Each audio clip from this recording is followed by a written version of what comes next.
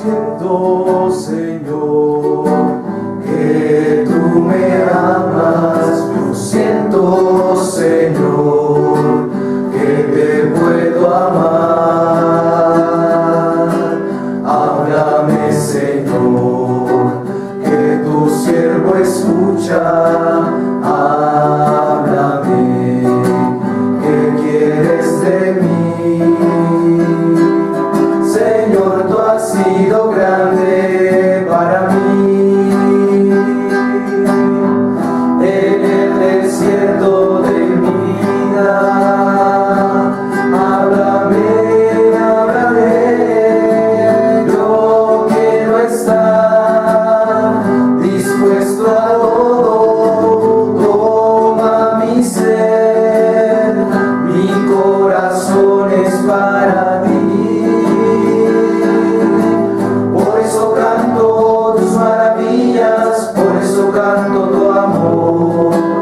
Por eso canto tus maravillas, por eso canto tu amor.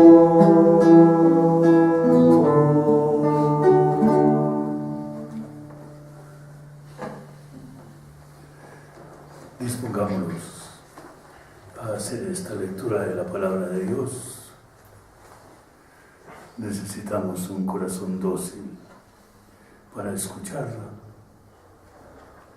Pidamos al Espíritu Santo que nos dé ese corazón dócil que escucha. Y así, sumergidos en este Espíritu de Dios, empecemos esta experiencia del Dios que nos habla a nosotros hoy. Es el domingo 21º del tiempo ordinario, 25 de agosto. 3 lecturas. La primera lectura tomada del libro de Isaías, capítulo 66, versículos 18 a 21. Isaías 66, 18, 21. Yo vengo a reunir a todas las naciones y lenguas. Vendrán y verán mi gloria. Les pondré una señal y enviaré de ellos algunos escapados a las naciones, a Tarsis, Pud, Lud, Mese, Ros, Tubal, Yaván, a las islas remotas que no oyeron mi fama ni vieron mi gloria. Ellos anunciarán mi gloria a las naciones y traerán a todos vuestros hermanos de todas las naciones como oblación a Yahvé, en caballos, carros, literas, mulos y dromedarios. A mi monte santo en Jerusalén, dice Yahvé, como traen los hijos de Israel la oblación en recipiente limpio al templo de Yahvé. Él también de entre ellos tomará para sacerdotes y levitas, dice Yahvé. Bien, tenemos la primera lectura que está culminando el libro de Isaías, el tercer Isaías que llamamos, un libro escrito después del destierro, en el siglo V quizás. Todo eso es la parte técnica de la lectura. Primero hacemos, como siempre, un recorrido de la lectura, queriendo entender las cosas que hay, lo que no entendemos, lo que nos causa un poco de admiración. Que ahora en esto hay toda una geografía ahí. Sí, esos pueblos existirán hoy. Este traductor que nos trae la conferencia episcopal se salió con una muy buena. Quitó algunos de sus pueblos y dijo Asia Menor. En esa época no existía Asia Menor. Existía, pero no con ese nombre.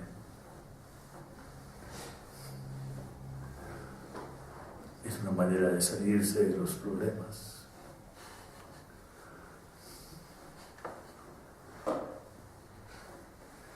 ¿Habrá alguna otra cosa? Por curiosidad, Tarsis. Se está casi de acuerdo en que Tarsis en la Biblia del Antiguo Testamento representa España. Es el país de España, es el límite occidental del mundo conocido. El mundo conocido entonces. Es una de las tantas maneras que hay de llamar a los pueblos de Asiria, de Mesopotamia.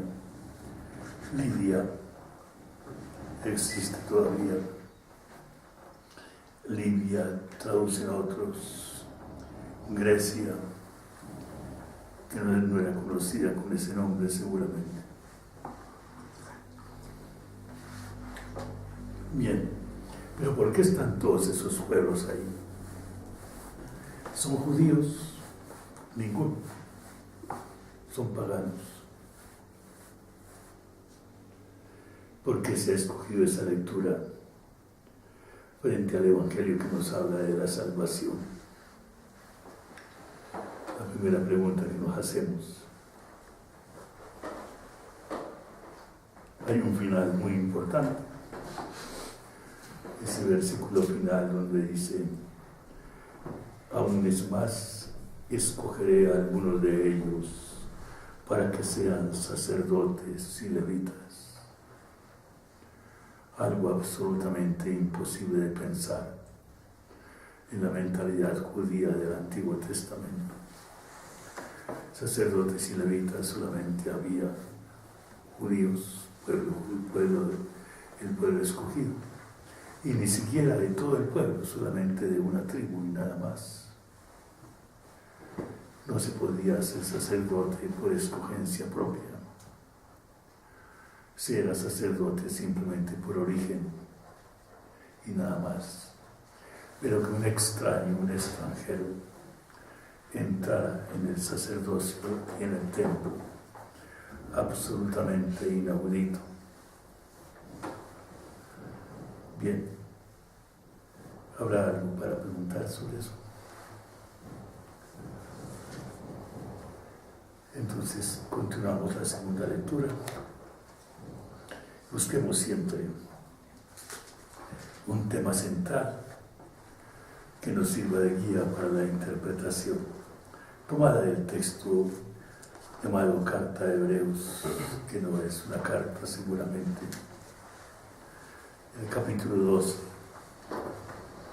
versículos 5, 7 y 11 a 13. Habéis echado en olvido la exhortación que como a hijos se os dirige. Hijo mío, no menosprecéis la corrección del Señor, ni te desanimes al ser reprendido por Él, pues a quien ama al Señor le corrige, y azota a todos los hijos que acoge. Sufrid para corrección vuestra, como hijos os trata Dios, y qué hijo hay a quien su padre no corrige. Cierto que ninguna corrección es de momento agradable, sino penosa, pero luego produce fruto apacible de justicia a los ejercitados en ella.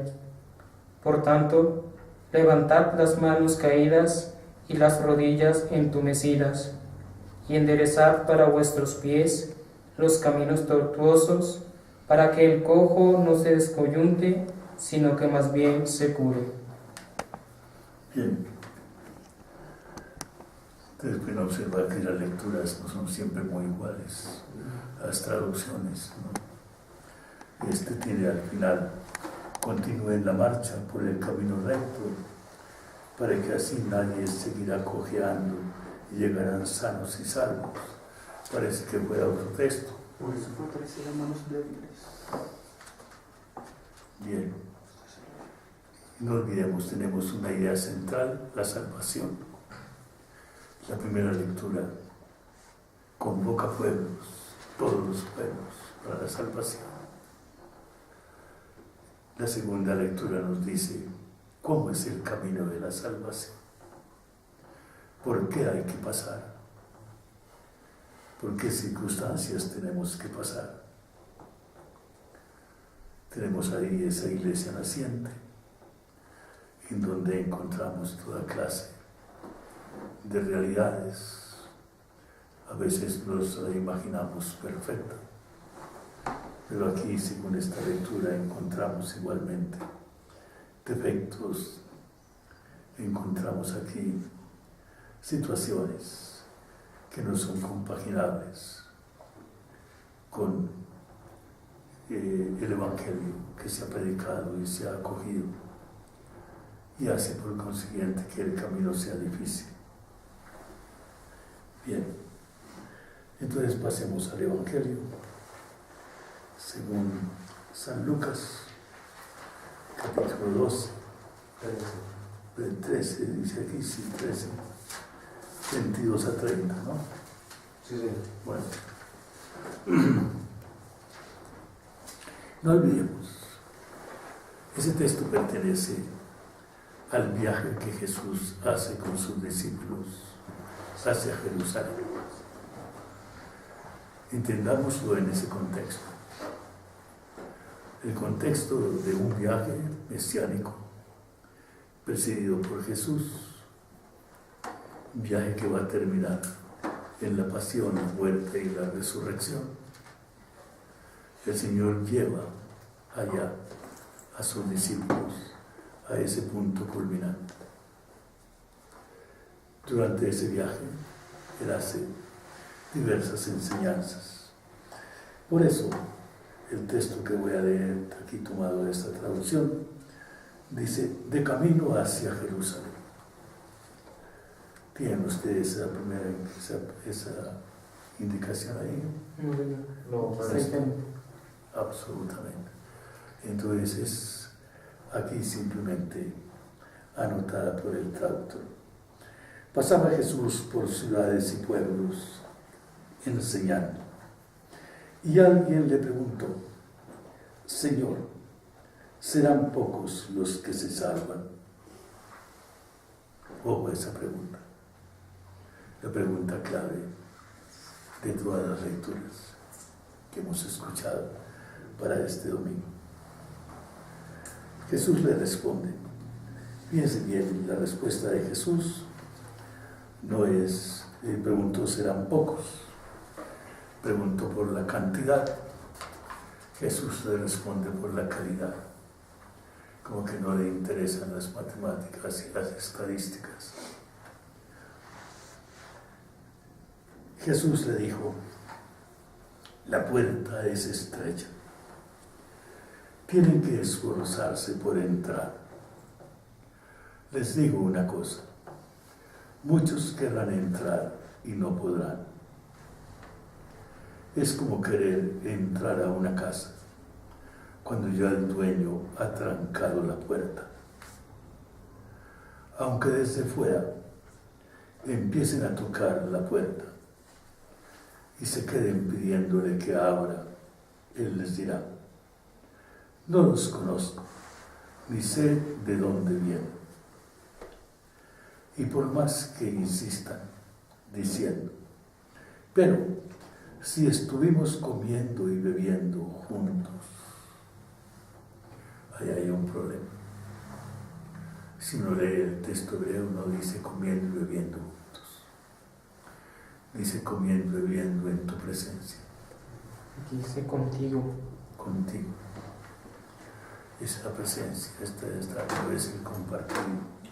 Pero bueno, sigamos, que no hemos llegado allá. Tú enseñaste en nuestras plazas, y Él les replicará, no los conozco, ni sé de dónde vienen, lejos de aquí. Todos son unos malvados. Y entonces vendrá el llanto y la desesperación cuando vean a Abraham, a Isaac, a Jacob, a todos los profetas en el reino de Dios, y ustedes se vean excluidos. Más aún, vendrán de oriente y occidente, del norte y del sur, a tomar parte en el banquete del reino de Dios. Miren, Hay quienes, estando de últimos, quedarán de primeros, y quienes, estando de primeros, quedarán de últimos. Esa es la palabra que tenemos.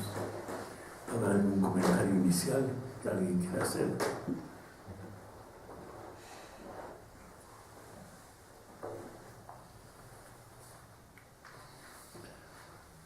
Bien, entonces comentemos. La pregunta que le dan a Jesús es sobre la salvación. Yo diría que es la pregunta radical del hombre. Cuando se habla de salvación en este contexto, tenemos dos personas completamente distintas, pero que deben asociarse, entenderse. Por una parte está el hombre, nosotros, frágiles, caducos, amenazados de muerte, que llevamos una aspiración honda, profunda, una aspiración de trascendencia. Hemos venido con ella al mundo. La trascendencia significa ir más allá, superar la barrera de la muerte del tiempo, entrar en un dominio que no es del hombre, no es propiamente del hombre. Ese es el que se acerca a Jesús con esa angustia y le dice: serán pocos los que se salvan.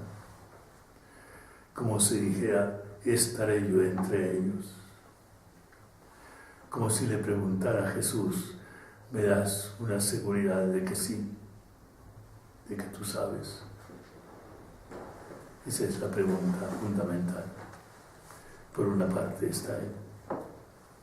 Por otra parte está Jesús, verdadero hombre, hombre como nosotros, pero Hijo de Dios, el que es la vida, fuente de la vida, el que ofrece la vida, el que dice: yo soy la vida, el que dice: el que cree en mí no morirá para siempre.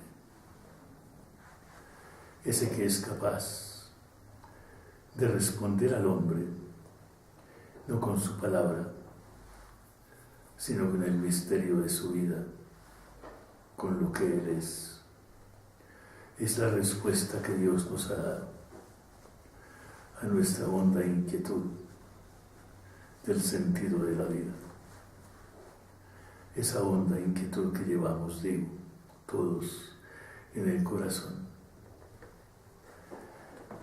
¿Qué significa la palabra salvación? ¿Dónde está la salvación? ¿En qué momento de la vida se tiene esa experiencia de salvación? Conocemos a Dios como el Salvador. Lo conocemos muy bien. Así lo decimos.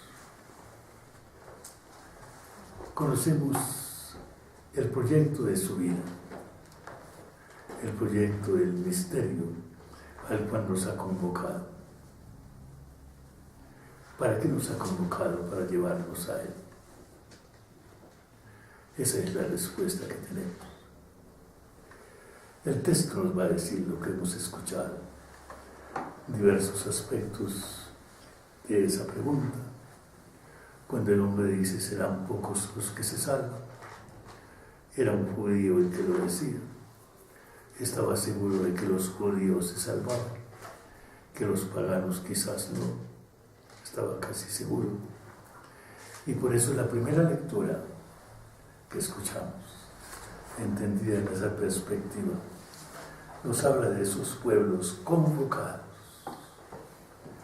al templo de Jerusalén. Pueblos remotos, lejanos. Ya en ese momento hay una apertura. Ya en ese momento la palabra de Dios nos dice lo que Dios quiere para el hombre. No se puede reducir al pueblo escogido, al Israel. Todos los hombres y mujeres del mundo están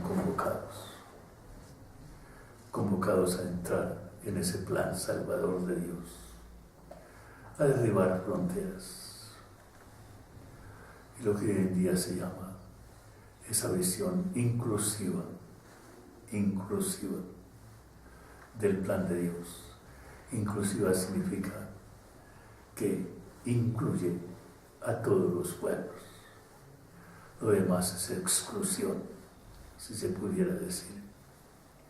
Pero lejanos, absolutamente lejanos. Vendrán todos ellos. Traerán a los hermanos de ustedes, a los israelitas a caballo, en carros, en literas, en mulas, en camellos. ¡Qué procesión! Los traerán también a ellos. Será esa la ofrenda que traerán a mi monte santo de Jerusalén. La ofrenda es no solamente lo que traen ellos mismos, como traen ustedes las ofrendas en bandejas puras a mi templo. Y les decía aún más, en ese nuevo pueblo de Dios que se presenta en el futuro, allí entre ellos habrá sacerdotes y levitas. Se cuestiona ese exclusivo sacerdocio levítico y se abre la posibilidad a que todos puedan ser sacerdotes. Escogeré, dice el Señor, porque ese oficio sacerdotal no lo escoge el hombre, lo escoge Dios. Escogeré entre ellos. Esa es la razón de la primera lectura. Digo, no es un problema de geografía, de qué países están inventados, eso es secundario.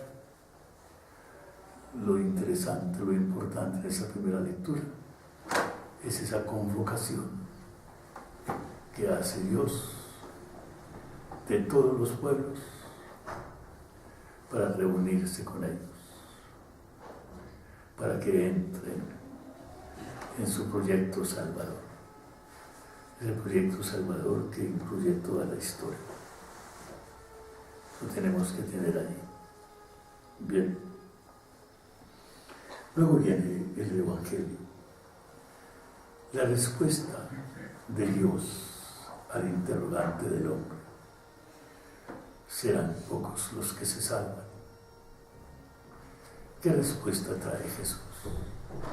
Les decía, no lo considera desde un punto de vista matemático o cuantitativo, no dice muchos, no todos. Hoy en día hablarían de los porcentajes, porque todo es porcentaje. Que hoy en día hay menos muertos, 58,5 menos muertos que antes. No haciéndose como parten a uno para que quede vivo y muerto a tiempo, en medio de todo lo que dicen las estadísticas.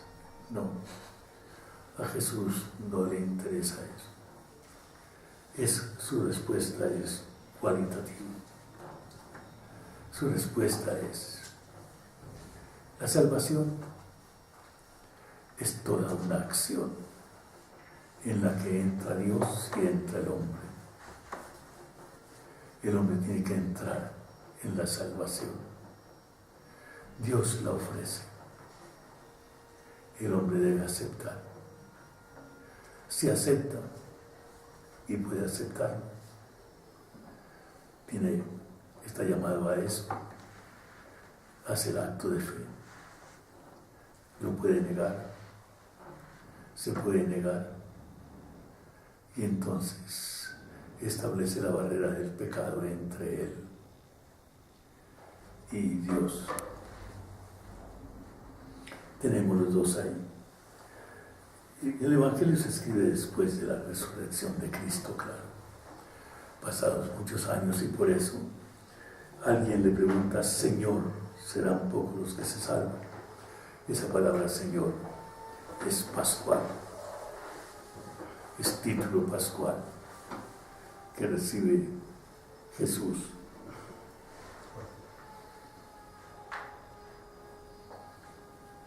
Pero pensemos, ¿en qué consiste la salvación? ¿Cuándo se da la salvación? ¿Ustedes qué idea tienen de eso? La salvación es una cosa que esperamos o que estamos haciendo, que se está haciendo. ¿Será una realidad meramente futura o será una realidad que ya empezó? Hay que tenerlo muy en cuenta. ¿Qué piensa el Evangelio? ¿Qué piensa Jesús de eso? Ahí es la palabra que tenemos. Porque para muchos, al menos yo lo he escuchado muchas veces, para muchos la salvación es el gran interrogante de la hora de la muerte. La salvación se da en el momento de la muerte. Es como el examen final de un curso. ¿Ganaré el año o no lo ganaré? ¿Cómo lo vas a ver el último día? La última calificación que me van a dar. Algunos sitúan la salvación solamente allí. Pero no. Cuando Dios llama a la salvación, Dios llama a la salvación desde el primer momento de la vida. La salvación empieza allí. La salvación se va construyendo desde el momento inicial.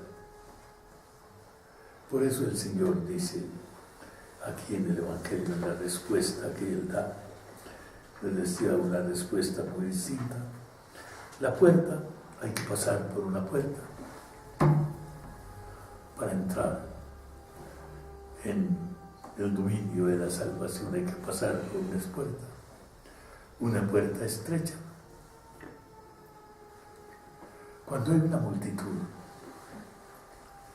que quiere entrar a un estadio, a un teatro, o sobre todo cuando quiere salir y hay un problema y la puerta es estrecha, ¿qué problema tan grande?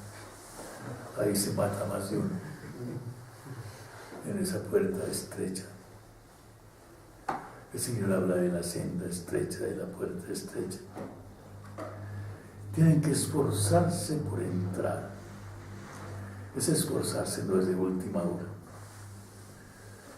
Mientras muchos quieran entrar y no podrán, es como querer entrar a una casa cuando ya el dueño ha trancado la puerta. Y aunque desde fuera empiecen a tocar la puerta y se queden pidiéndole que ahora que abra, Él les dirá: no los conozco, no sé de dónde vienen. Terrible respuesta. Terrible respuesta esa. No sé de dónde vienen. No los conozco. Que Dios diga eso en el último momento. ¿Por qué razón? Porque el Señor mismo lo dice, hay una experiencia a todo lo largo de la vida. La salvación no se improvisa en el momento final. La salvación se construye desde el principio.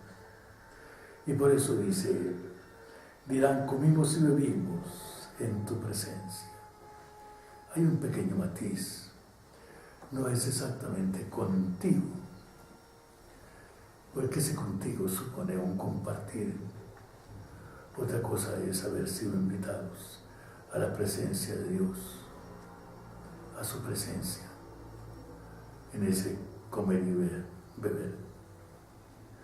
Y entonces les dice igualmente, ellos dirán, enseñaste en nuestras plazas, o sea, tuvimos experiencia contigo a lo largo de la vida, enseñaste en nuestras plazas, te escuchamos tus palabras, compartimos la vida, compartimos tiempo el tiempo de escuchar, de hablar. Todo eso lo hemos tenido.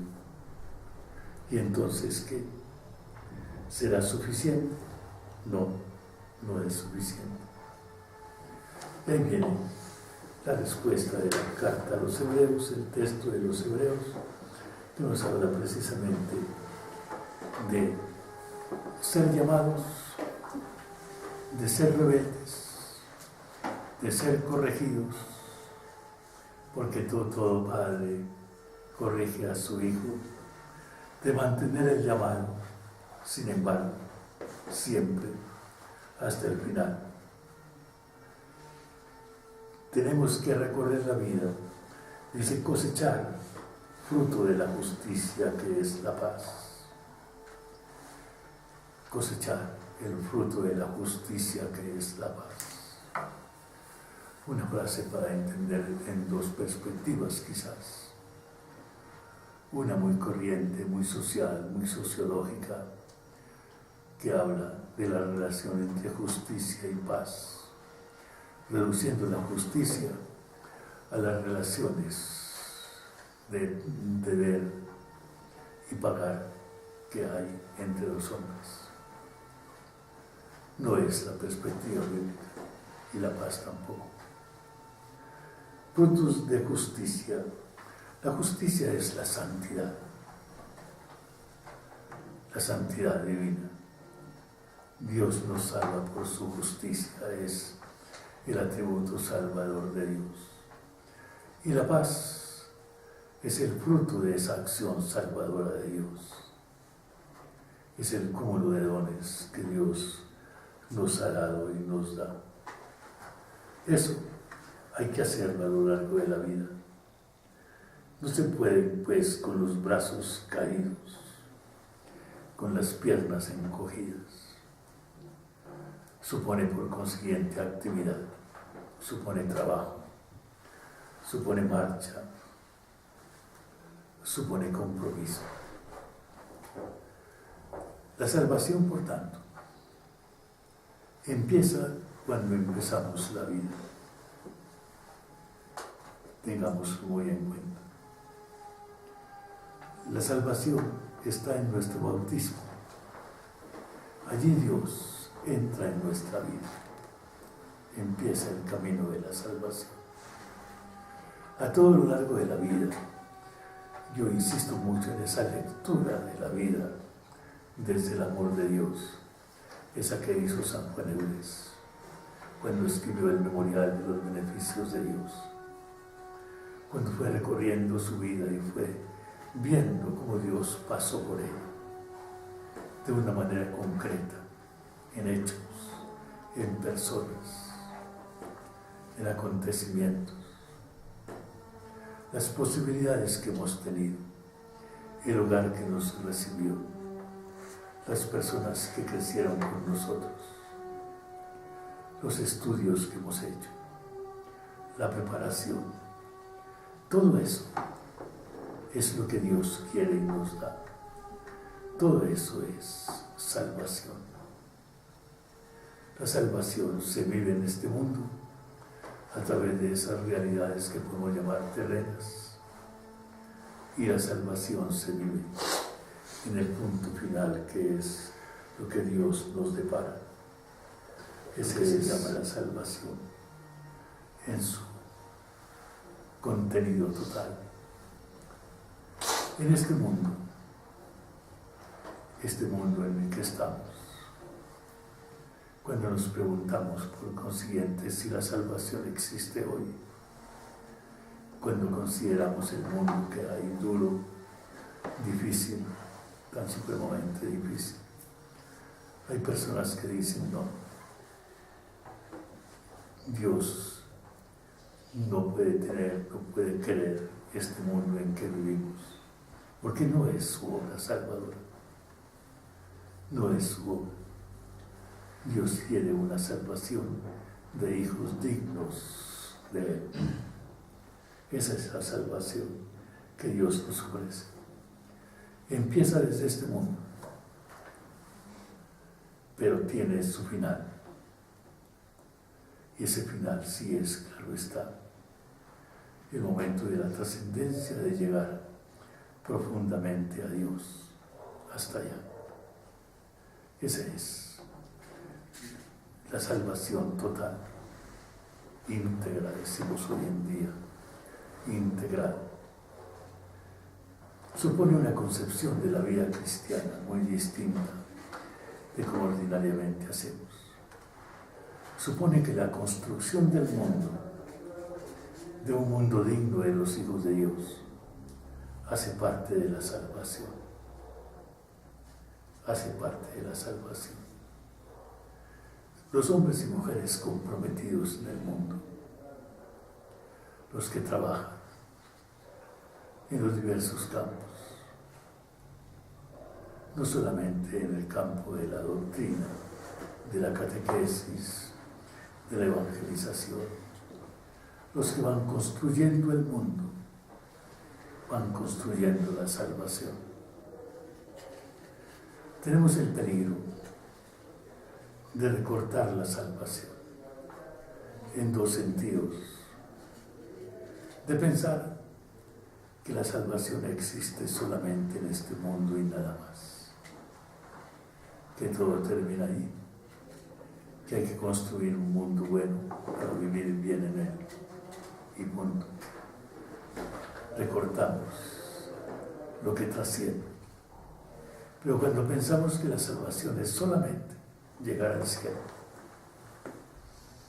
para algunos lo que decían es tener la oportunidad de confesarse a la hora de la muerte. No importa que hagamos en este mundo, que nos hayamos manejado terriblemente mal en este mundo, recibir la absolución en la hora de morir y ya, al cielo derecho. No, así no es y así no debe ser. Por consiguiente, esa concepción de la salvación que supone el compromiso terreno, nuestro compromiso terreno, esa concepción de la salvación que supone que tenemos responsabilidades solidarias en este mundo, que si existe ese mal, esa miseria, que no debe existir, ese existe no exactamente porque Dios la propicia, sino porque nosotros, el hombre, por su egoísmo, la propicia. Todo eso que está pasando en Colombia hoy en día, todos estos movimientos que pasan en el mundo, todo eso es precisamente el compromiso de la paz, de la salvación desatendido. No exactamente como Dios quiere, sino como el egoísmo humano lo quiere. Cuando viene esa teología de la salvación, teología de la liberación, hace unos 20, 30 años, yo conocí personas religiosas, sobre todo, que salieron de los conventos y se dedicaban a las obras sociales. Y algunas decían, yo lo escuché decir, es que la salvación es eso. No le hablemos al mundo del cielo, de la vida eterna. Hablemos al mundo, de estas realidades, de este mundo. Decían eso. Tampoco es. Y no puede ser así. Bien. Entonces, cuando uno le pregunta, Señor, ¿serán pocos los que se salvan? Jesús nos dice dos cosas. En primer lugar, la palabra de Dios nos dice, todos estamos llamados por Dios a la salvación. El proyecto de Dios es un proyecto salvador. Y en ese proyecto de Dios no hay ninguna discriminación. Nadie es extranjero. Nadie está fuera de él. Primera respuesta que nos da la palabra. Segundo lugar, la salvación es un compromiso que implica la vida, la realidad de la vida terrena. que implica por consiguiente el amor de los hermanos, cueste lo que cueste, que indica los compromisos que tenemos con ellos, que implica el crear este mundo que queremos crear. Los sacerdotes, quizás en un momento dado, no sé si lo pensaron así, pero muchos sacerdotes se distinguieron en la antigüedad por hacer unas parroquias en que había mucho desarrollo humano.